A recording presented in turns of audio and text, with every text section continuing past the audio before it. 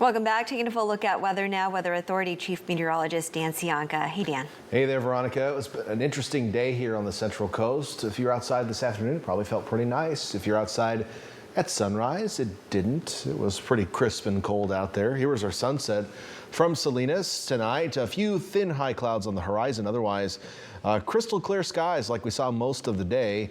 And that got our highs up into the 60s in some cases. Corralitos, for example, the Salinas Airport, 61. Gilroy at 60, many areas in the upper 50s as well.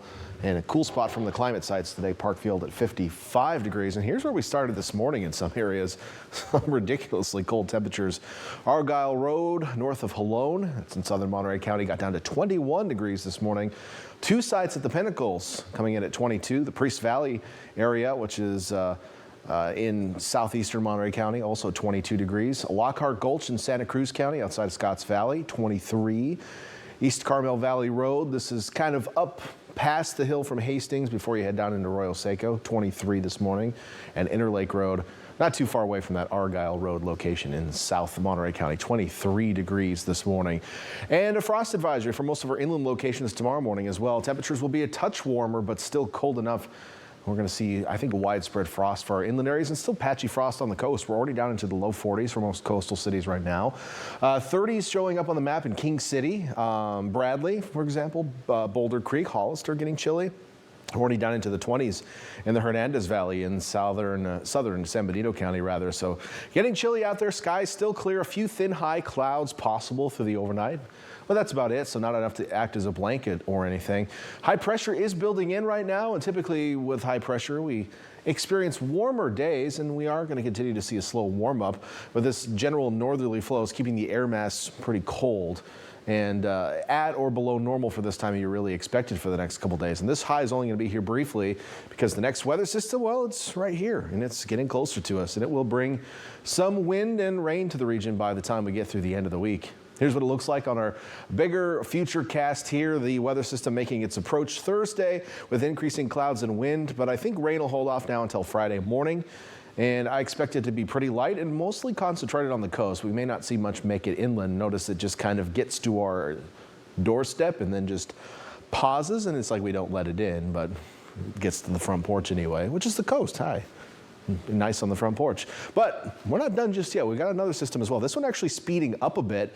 It looked initially like it would be here on Sunday. Some of the latest projections showing that it's coming in Saturday evening, bringing some light to maybe moderate rainfall. So that one looking a little bit stronger, but I'm not at this point really concerned about flooding. We're going to keep an eye on things for you, obviously, but light mostly, maybe moderate rain with this system. Looks like we'll probably see less than an inch of rain across the region. But in the meantime, conditions continue to remain a little bit on the cool side, and that's how we'll start our mornings if you're headed out to the Pro-Am for the next couple of days. Afternoon highs, pretty seasonable. We'll get to 60 tomorrow, 58 on Thursday, 59 on Friday, and low 60s on Saturday. So just to kind of recap the forecast, even in Pebble Beach, increasing clouds Thursday. The southerly winds may affect play a little bit because they could get gusty at times, especially later in the day. Friday, some light showery weather. I don't expect it to be a full washout, but we may have periods of light precipitation punctuated by some sunshine sneaking through. And then again, that Saturday system trending a little bit earlier, so we could see some by the time the play ends Saturday, but I think early in the day is looking pretty fantastic. And of course, Sunday might be more of a Crosby weather style day, of course. So we'll keep an eye on that for you. In the meantime, temperatures overnight tonight still getting into the 20s. Santa Cruz Mountain Valleys, highs back in the upper 50s to low 60s. Down on the coast, mid 30s with patchy frost possible. Places like Santa Cruz, especially on the north side of town. Soquel area certainly can get frosty tomorrow morning. You're down to 34 overnight and back into the upper 50s for our highs. Watsonville, you're back to 60 tomorrow after a low 31. We're down to 34 in Salinas, back to 62. Low 30s in our northern valleys. If you live in the rural areas, you might see some upper 20s. It's still possible.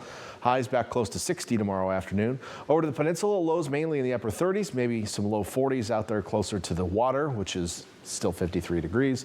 And highs returning to close to 60 tomorrow. And then down south, we will have some 20s in the usual places, the San Antonio Valley, Parkfield, Bradley, for example. Highs, though, returning into the low 60s for most of the lower elevation locations and staying in the 50s up high. So over that next 7 days, temperatures on the coast, at least the lows warming up. Winds pick up on Thursday. Rain mainly light early in the day Friday. Late on Saturday, the rain returns, but Saturday actually looks like a fairly warm day. And then showery weather continuing through Sunday. After that, it looks like we're going to be dry Monday and Tuesday. Not a heavy forecast, but a couple of chances of rain anyway in the 7-day. So we look at our inland forecast, pretty similar, although our highs will be a little bit warmer for Thursday and Friday. Lows slowly creeping back up there, but you know, a couple of systems coming through, Veronica. We're keeping an eye on the timing of everything. I think, again, the first system, as far as rain is concerned, won't have a lot of impacts outside of just some light showers. We're watching that second system. It's looking a little more interesting in the models today, but at the moment, I'm not too alarmed by it. What are we looking at here? What is that on Thursday? Thursday, that is the groundhog. Oh, Yeah. I couldn't make it out. That's what it is. It's Groundhog Day, February 2nd, getting close here. All right, we'll see what he sees on February 2nd. Very interesting, yes. Thanks, Dan.